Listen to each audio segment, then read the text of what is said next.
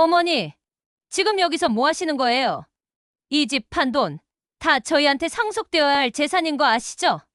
당장 계약금부터 해결해야 해요. 남편의 서재, 그곳에서 발견한 기적 같은 유산 앞에서 제 아들과 며느리는 그렇게 소리치고 있었습니다. 그들의 눈에는 더 이상 병든 어머니를 향한 존경심 따위는 없었습니다. 오직 제 손에 들린 낡은 주식 증서를 향한 뜨겁고도 추악한 탐욕만이 번뜩이고 있었죠. 안녕하십니까? 사연수 다방의 윤혜진입니다. 평생을 도서관 사서로 그리고 한 남자의 아내이자 한 아이의 어머니로 살아온 제게 남편이 세상을 떠난 후 남은 것은 텅 빈 집과 자식들의 차가운 외면뿐이었습니다.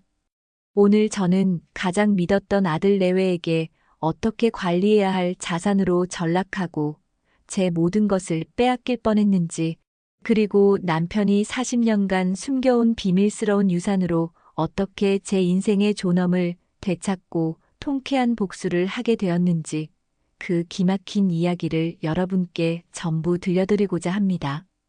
제 이름은 윤혜진, 서울시립도서관에서 40년간 근무한 은퇴 사서입니다. 제 인생의 대부분은 책 냄새와 함께 흘러갔습니다.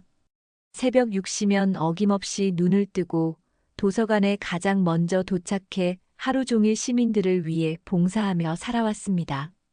퇴근 후에는 남편 이정호와 함께 저녁을 먹고 그의 서재에서 차를 마시며 하루를 마무리하는 것이 저희 부부의 일상이었죠.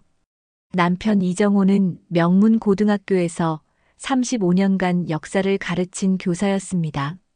학생들 사이에서는 이 선생이라는 별명으로 불릴 정도로 엄격하면서도 따뜻한 분이었죠.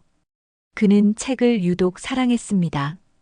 우리 집 2층 서재에는 그가 평생에 걸쳐 수집한 고서들과 역사서들이 빼곡히 들어차 있었습니다.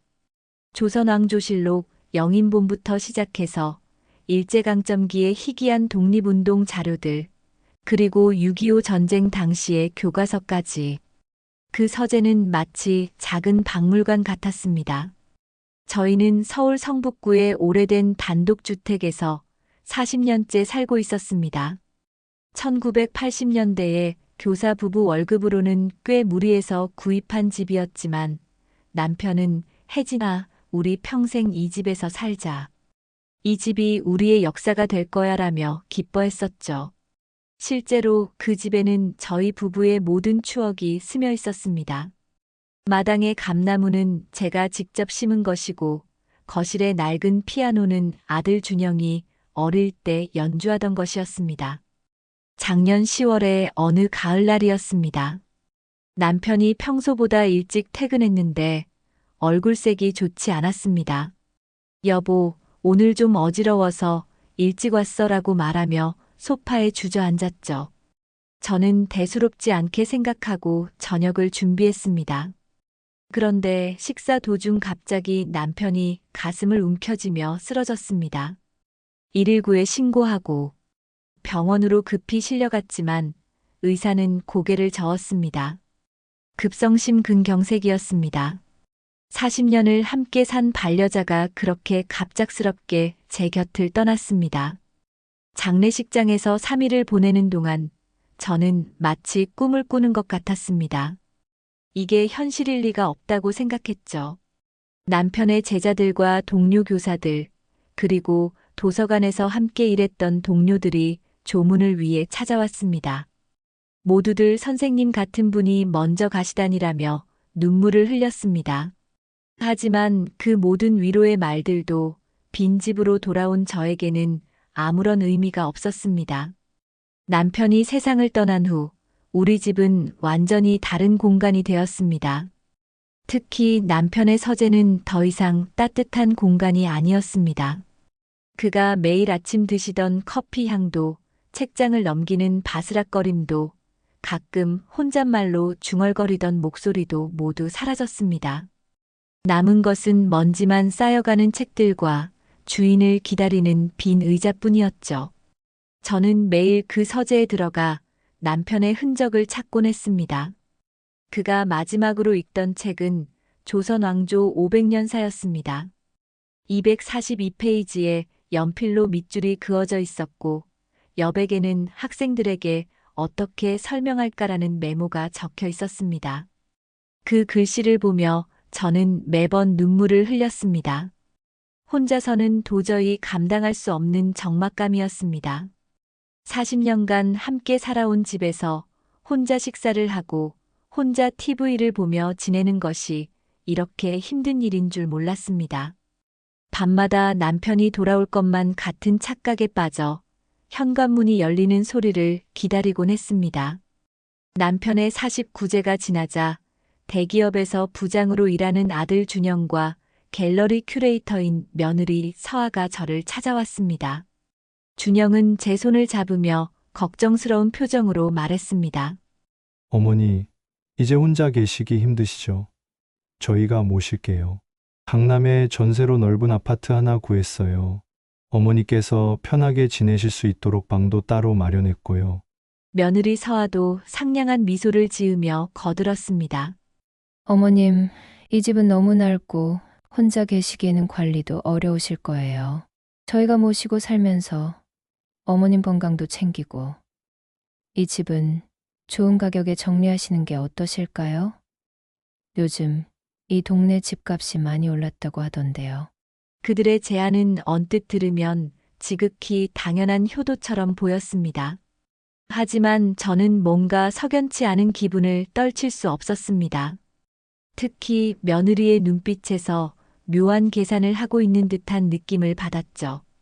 준영아, 고마운 마음은 알겠지만 아직은 이 집을 떠날 준비가 안 되었구나.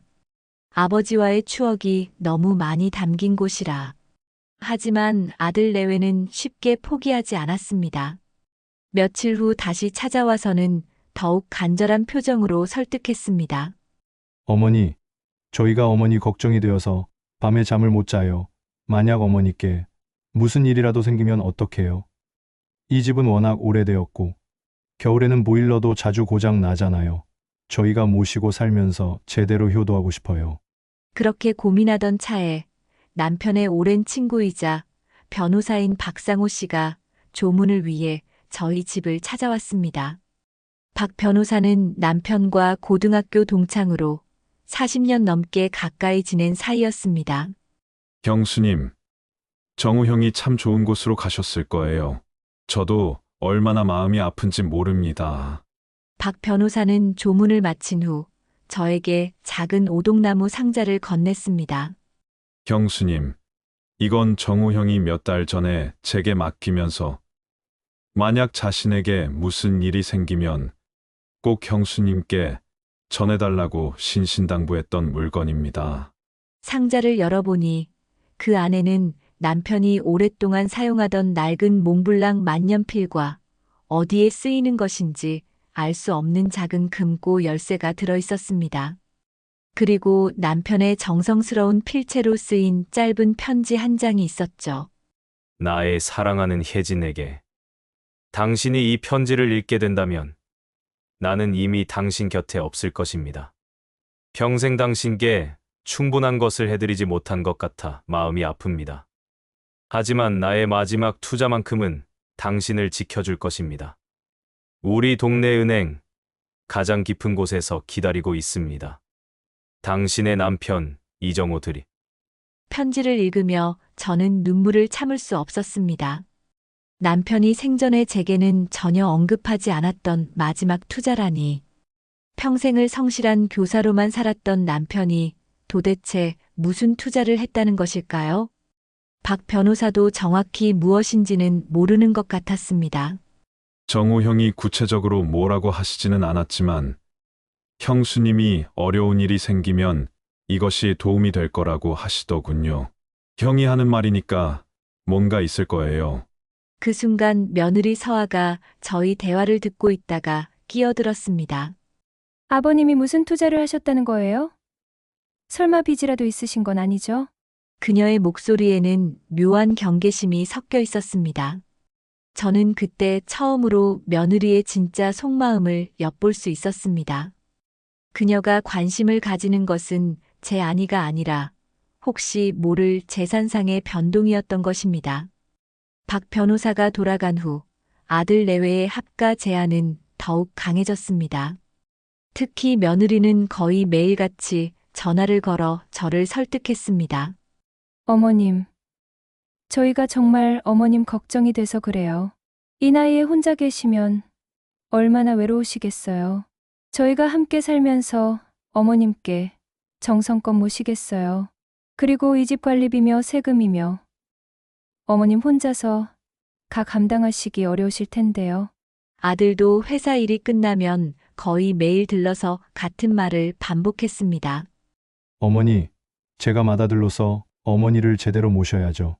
이 집에 혼자 계시면 저도 직장에서 일에 집중이 안 되고 마음이 편하지 않아요. 그들의 말에는 분명 진심이 섞여 있었을 것입니다.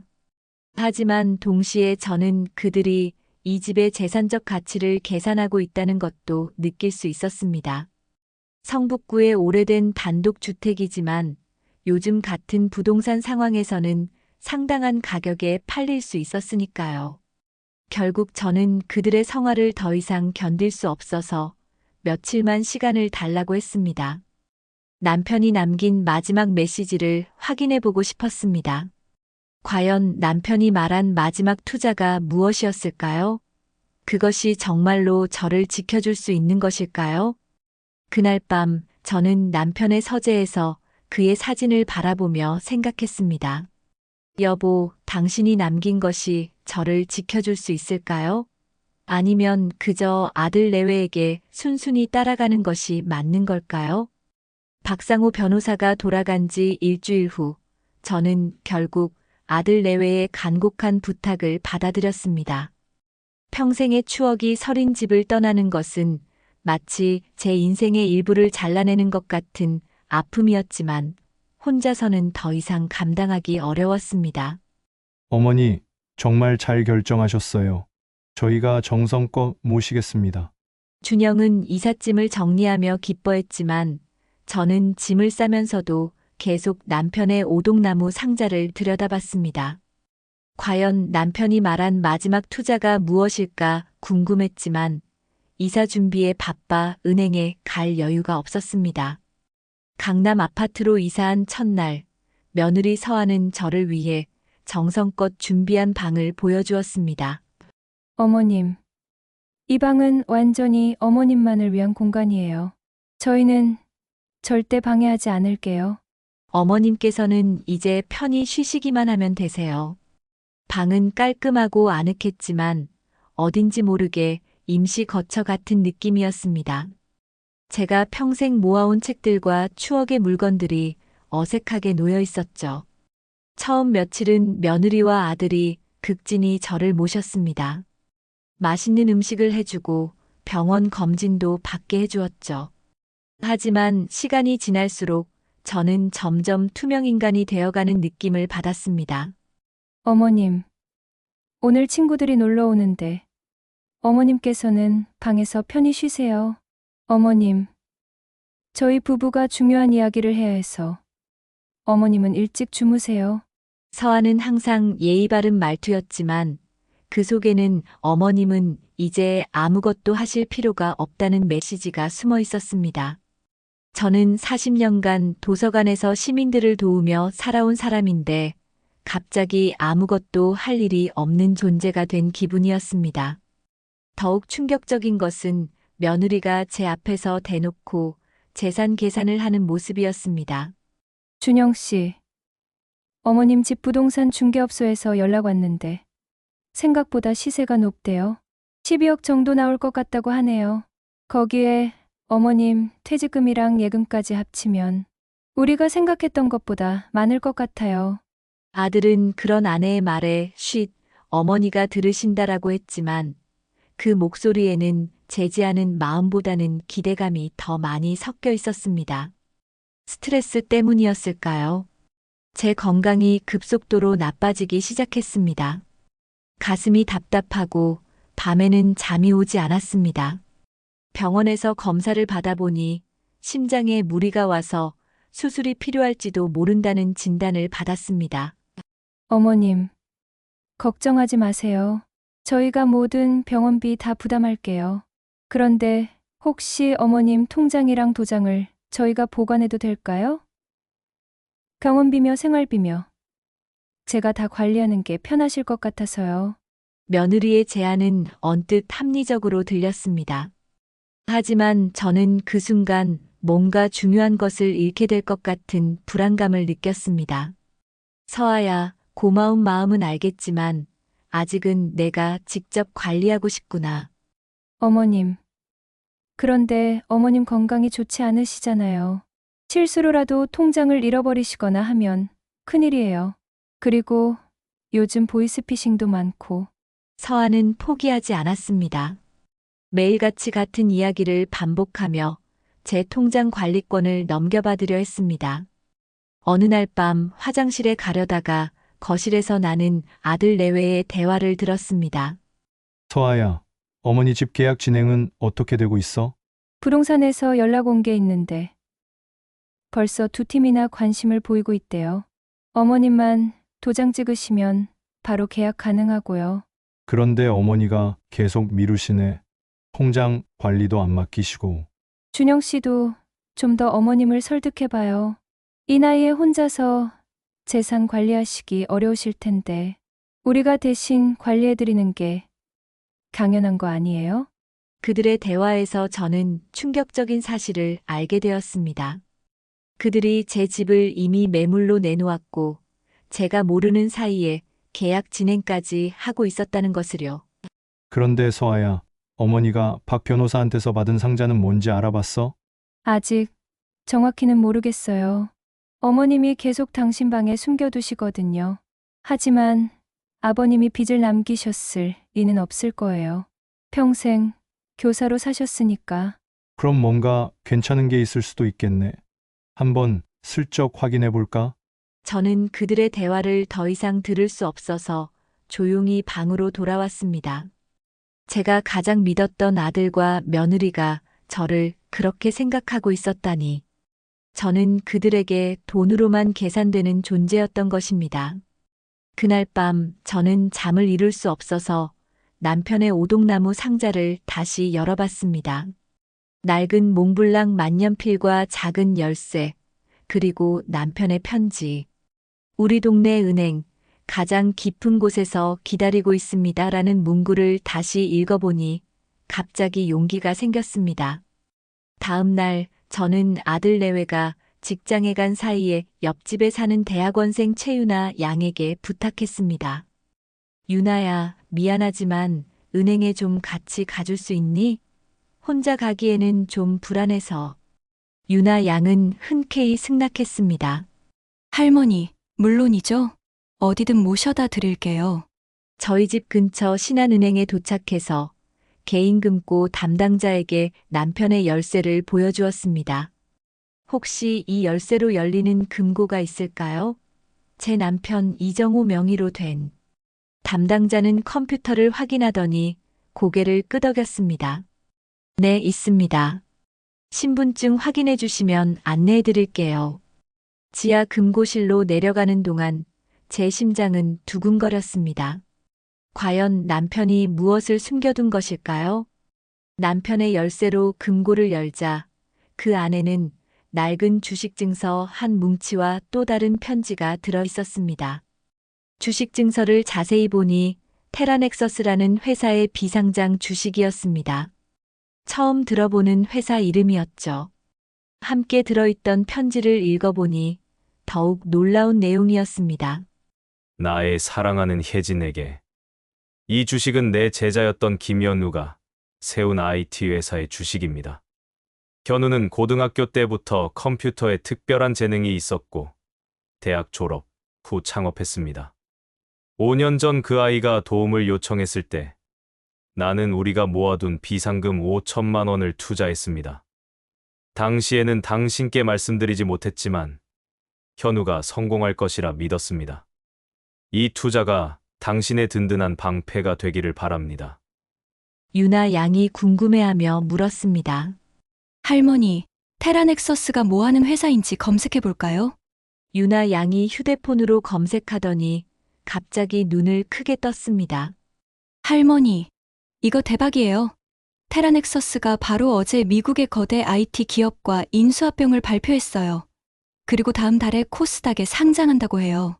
제 손이 떨렸습니다. 설마, 정말 설마. 할머니가 가지고 계신 주식이 몇 주예요? 증서를 확인해 보니 10만 주였습니다. 유나 양이 더 자세히 검색해 보더니 흥분해서 말했습니다.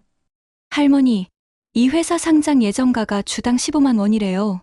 그런데 M&A 소식으로 상장과 동시에 몇 배는 더 오를 것 같다고 전문가들이 예측하고 있어요. 제가 가진 10만 주가 상장가 기준으로만 150억 원이라는 뜻이었습니다. 집으로 돌아오는 길에 저는 박상호 변호사에게 전화했습니다. 박 변호사님, 급한 일이 있어서 연락드립니다. 혹시 지금 만나뵐 수 있을까요? 박 변호사는 제가 가져온 주식 증서를 보더니 깜짝 놀랐습니다. 형수님, 이게 정우 형이 말씀하시던 그것이군요. 테라넥서스요? 제가 며칠 전에 경제신문에서 읽었는데 이 회사 완전히 대박이 날 것 같아요. 박 변호사는 즉시 증권회사에 연락해서 정확한 정보를 확인했습니다. 형수님, 축하드립니다. 현재 상황으로 보면 이 주식의 가치는 최소 120억 원 이상이 될 것 같습니다. 형수님께서는 이제 100억대 자산가십니다. 그 말을 듣는 순간 저는 울음이 터져 나왔습니다. 남편이 저를 위해 남겨둔 마지막 선물이 이렇게 큰 것이었다니. 박 변호사님, 제가 부탁이 하나 있습니다. 이 일을 아들에게는 아직 말하지 말아주세요. 제가 직접 이야기하고 싶어서요. 물론이죠, 형수님. 그런데 혹시 무슨 특별한 계획이라도 있으신가요? 저는 지난 몇 주간 아들 내외에게 당한 일들을 박 변호사에게 털어놨습니다. 그들이 어떻게 제 집을 팔려고 했는지, 제 통장을 관리하려고 했는지, 그리고 제게서 들은 충격적인 대화 내용까지. 박 변호사는 분노했습니다.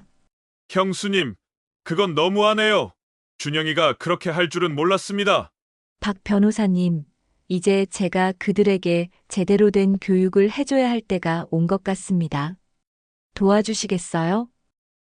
네, 형수님. 그건 정말 심각한 문제네요. 이제 그들에게 제대로 된 교육을 해줘야겠습니다. 박 변호사는 며느리가 일하는 갤러리에 대해서도 조사했습니다. 며칠 후 그가 가져온 정보는 놀라웠습니다.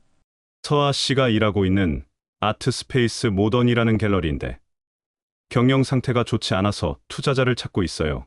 대략 30억 정도면 인수할 수 있을 것 같습니다. 저는 그 말을 듣고 묘한 미소를 지었습니다. 완벽한 복수의 기회가 주어진 것 같았습니다. 박 변호사님, 그 갤러리 인수 절차를 진행할 수 있을까요?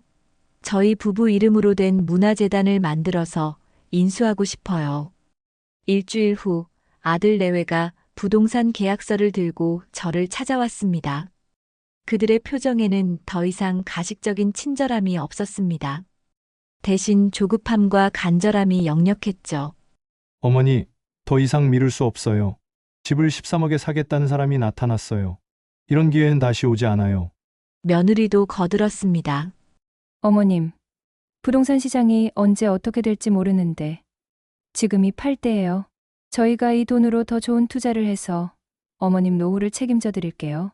그리고 어머님 통장하고 도장도 이제 저희가 관리해야겠어요. 어머님 건강도 좋지 않으시고 실수라도 하시면 큰일 나잖아요. 저는 그들의 말을 들으며 마음속으로 냉소를 금할 수 없었습니다. 겉으로는 저를 위한다고 하지만 실제로는 제 재산을 노리는 탐욕이 적나라하게 드러나고 있었으니까요. 잠깐, 그 전에 내가 할 말이 있다. 저는 침착하게 박상호 변호사에게 전화를 걸어 스피커폰으로 설정했습니다.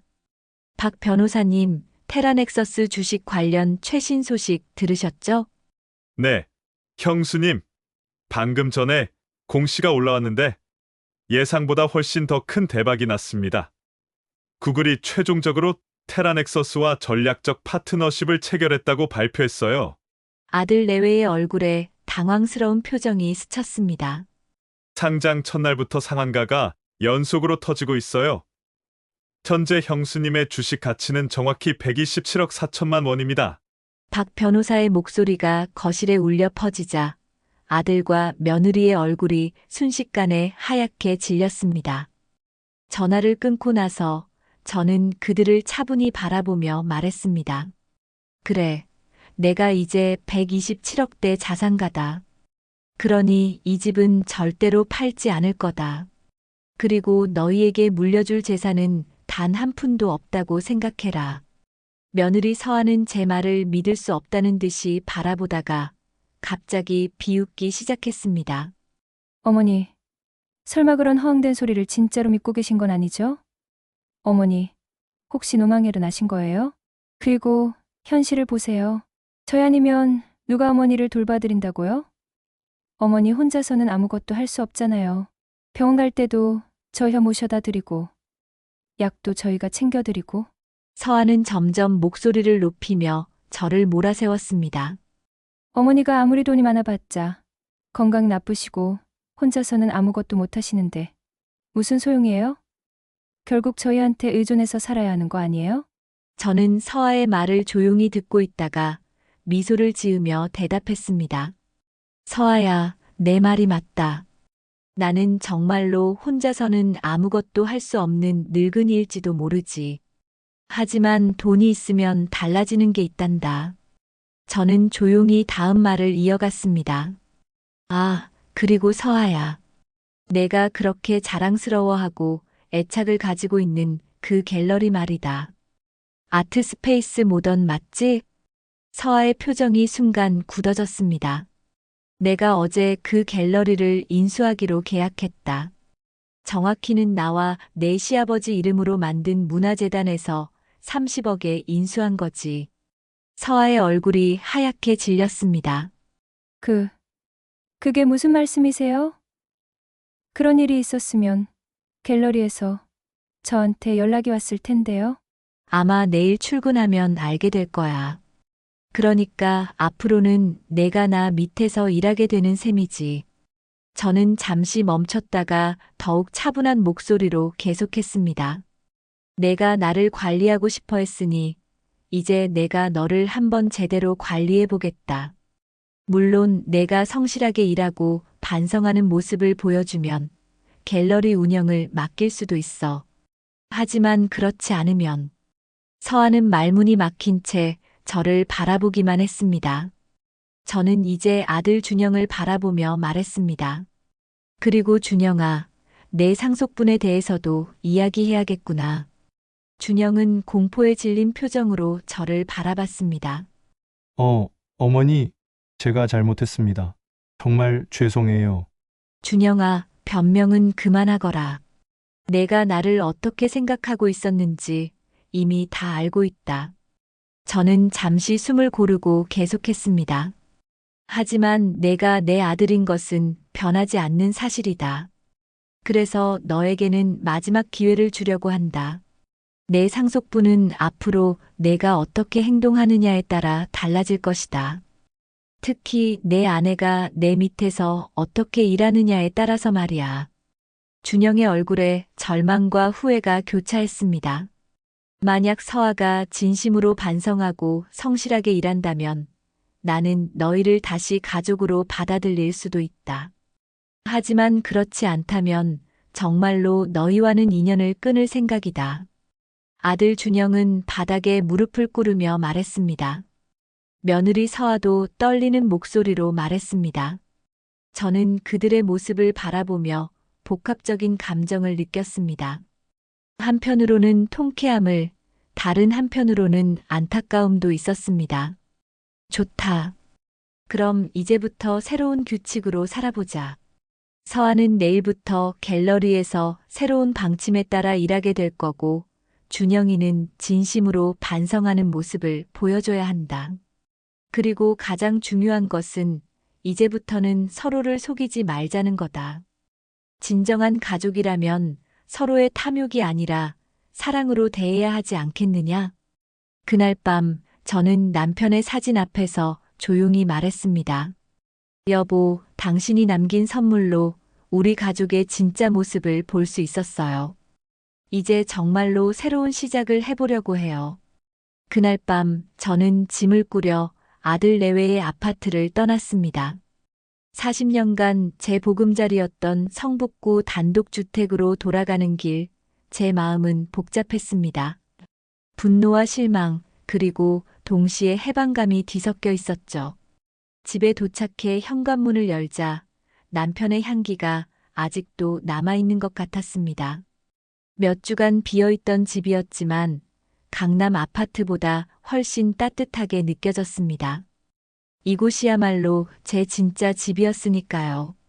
첫날 밤 저는 남편의 서재에서 밤을 새웠습니다.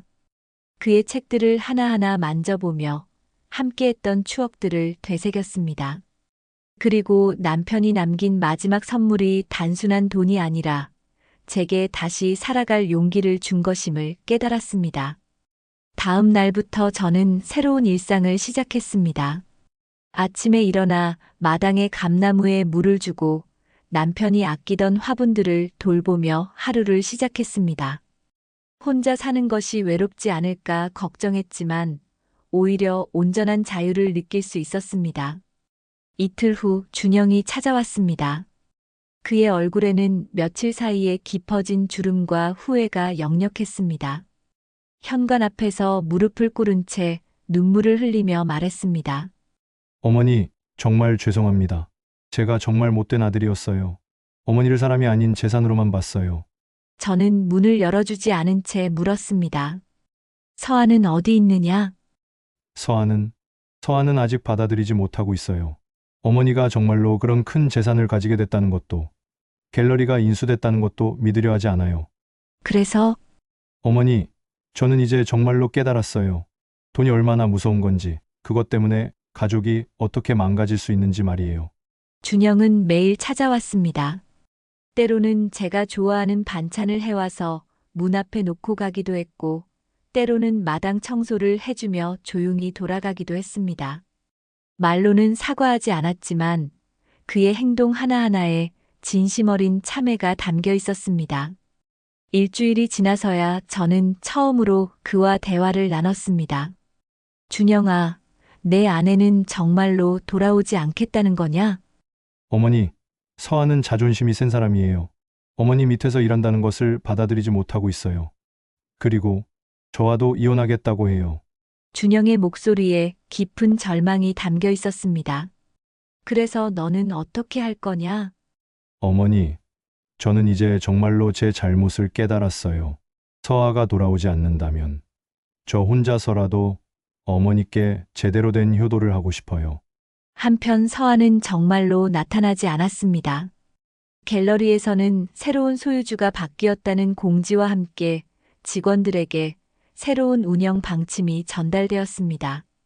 박상호 변호사를 통해 전해 들은 바로는 서아가 처음에는 이 모든 것이 거짓말이라며 분노했다가 현실을 받아들인 후에는 완전히 패닉 상태에 빠졌다고 했습니다.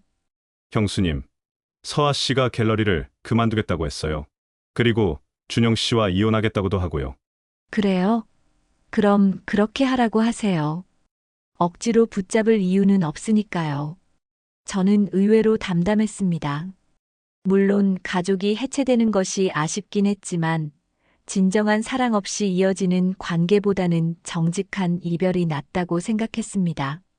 몇 주 후 준영이 정식으로 이혼 서류에 서명했다는 소식을 들었습니다. 서아는 갤러리도 그만두고 외국으로 떠났다고 했습니다. 아마 새로운 곳에서 새로운 시작을 하려는 것 같았습니다. 서아가 떠난 후 준영과 저의 관계는 천천히 회복되기 시작했습니다. 그는 더 이상 제 재산에 대해서는 이런 방구도 하지 않았습니다. 대신 진짜 아들로서, 진짜 효자로서 저를 대하기 시작했습니다. 어머니, 오늘 병원에 같이 가실까요? 정기검진 받으실 때가 됐잖아요.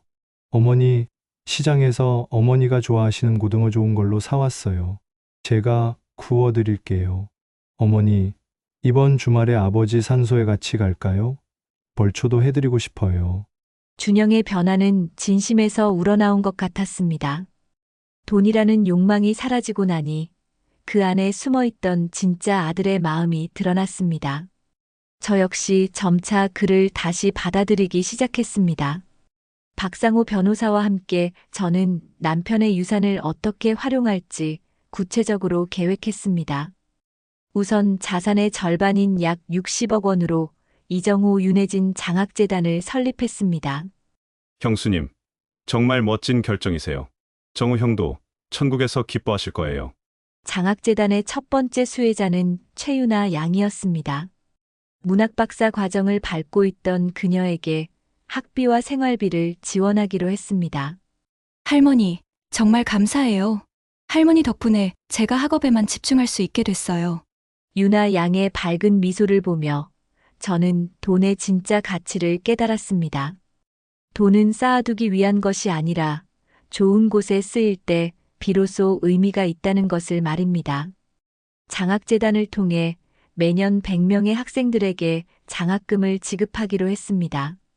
특히 경제적으로 어려운 가정의 우수한 학생들을 우선적으로 선발했습니다. 남편이 평생 교육에 몸담았던 만큼 교육을 통해 사회에 기여하고 싶었습니다. 아트스페이스 모던 갤러리도 완전히 새롭게 태어났습니다. 기존의 상업적 운영 방식을 버리고 순수한 예술 지원 공간으로 탈바꿈시켰습니다. 새로 영입한 큐레이터 김소영 씨와 함께 갤러리의 새로운 방향을 설정했습니다. 이곳을 유명한 작가들의 돈 되는 전시 공간이 아니라 정말 재능 있지만 기회가 없던 신진 작가들을 위한 공간으로 만들고 싶어요. 좋은 생각이세요. 저희가 작가들에게 전시 공간을 무료로 제공하고 작품 판매 수익의 일부만 갤러리 운영비로 사용하는 것은 어떨까요? 갤러리는 곧 젊은 작가들 사이에서 화제가 되었습니다. 경쟁이 치열한 서울 예술계에서 이런 조건의 전시 공간은 정말 귀했으니까요. 첫 번째 기획전은 무명 작가들의 꿈이라는 주제로 열었습니다. 20대와 30대 신진 작가 30명의 작품을 전시했는데 언론의 큰 주목을 받았습니다. 저는 갤러리 운영에서 한 걸음 더 나아가 지역사회와의 연결점도 만들고 싶었습니다. 성북구청과 협력해서 지역 주민들을 위한 문화 프로그램도 시작했습니다.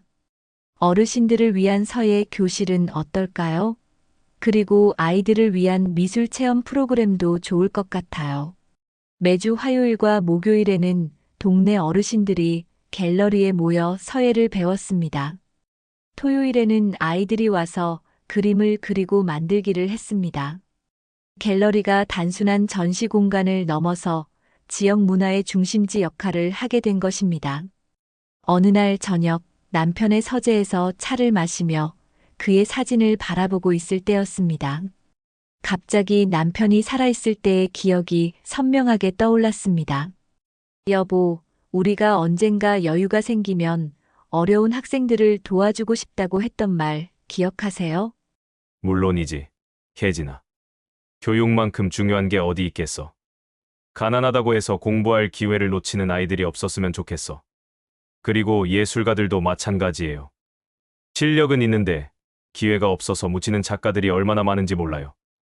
남편은 항상 그런 사람이었습니다. 자신의 이익보다는 다른 사람을 도울 생각을 먼저 했죠. 그런 남편의 마음을 이제야 제가 실현하고 있는 것 같아 뿌듯했습니다. 6개월이 지난 어느 날 장학재단 수혜 학생들과 갤러리 전시 작가들을 초청한 작은 모임을 열었습니다. 제 집 마당에서 열린 소박한 파티였지만 그 자리에 모인 사람들의 얼굴에는 진심 어린 감사와 기쁨이 가득했습니다. 할머니 덕분에 제가 꿈을 포기하지 않고 계속 그림을 그릴 수 있게 됐어요. 어르신 덕분에 아이가 대학까지 갈 수 있게 됐습니다. 정말 감사해요. 그들의 말을 듣고 있자니 저는 비로소 깨달았습니다. 남편이 제게 남긴 진짜 유산이 무엇인지를 말입니다. 그것은 단순히 127억 원이라는 돈이 아니었습니다. 그 돈으로 할 수 있는 일들, 다른 사람들의 꿈을 응원하고 희망을 나누는 것이었습니다. 그리고 무엇보다 어떤 시련 속에서도 나 자신을 지키고 진정한 가족의 의미를 되찾을 수 있는 용기와 존엄이었습니다. 그날 밤 저는 남편의 사진 앞에서 조용히 말했습니다. 여보, 이제야 알겠어요. 당신이 정말로 제게 주고 싶었던 것이 무엇인지 말이에요. 그것은 돈이 아니라 그 돈을 통해 다른 사람들과 함께 나눌 수 있는 기쁨이었군요. 그리고 준영이도 이제 정말로 변했어요. 돈 때문에 눈이 멀었을 때는 보이지 않던 것들이 이제는 보이나 봐요. 진짜 가족이 무엇인지, 진짜 효도가 무엇인지 말이에요. 제 인생의 두 번째 장이 그렇게 시작되었습니다. 69세의 나이에 새로운 꿈을 가지게 된 것입니다. 남은 인생을 돈을 위해서가 아니라 의미 있는 일을 위해서 살고 싶다는 꿈 말입니다. 매일 아침 일어나서 장학재단 업무를 확인하고 갤러리 전시 계획을 세우고 지역사회 문화 프로그램을 준비하는 것이 제게는 새로운 활력이 되었습니다. 40년간 도서관에서 일했을 때보다도 더 큰 보람을 느꼈습니다. 여러분, 오늘 제가 들려드린 이야기가 여러분의 마음에 작은 울림이라도 주었나요? 저는 이 이야기를 통해 여러분께 말씀드리고 싶었습니다. 진정한 불안 단순히 돈에 많고 적음이 아니라 그 돈으로 무엇을 할 수 있느냐에 달려있다는 것을 말입니다. 그리고 가족이란 서로를 이용하는 관계가 아니라 진심으로 사랑하고 아껴주는 관계라는 것도 깨달았습니다. 돈 때문에 멀어졌던 아들과의 관계가 오히려 더욱 깊어진 것처럼 말입니다. 제 남편이 남긴 마지막 선물은 저에게 새로운 인생을 선사해 주었습니다. 그리고 그 인생을 통해 더 많은 사람들과 기쁨을 나누고 있습니다. 여러분도 혹시 인생에서 어려운 순간을 맞게 되신다면 포기하지 마세요. 때로는 가장 어두운 순간 뒤에 가장 밝은 희망이 기다리고 있을지도 모르니까요. 오늘 제 이야기가 조금이라도 도움이 되셨다면 사연수 다방의 구독과 좋아요를 눌러주세요. 그리고 댓글로 여러분만의 소중한 이야기도 들려주세요. 여러분의 이야기가 또 다른 누군가에게는 큰 위로와 힘이 될 수 있을 테니까요. 긴 이야기 들어주셔서 정말 감사합니다. 사연수 다방의 윤혜진이었습니다.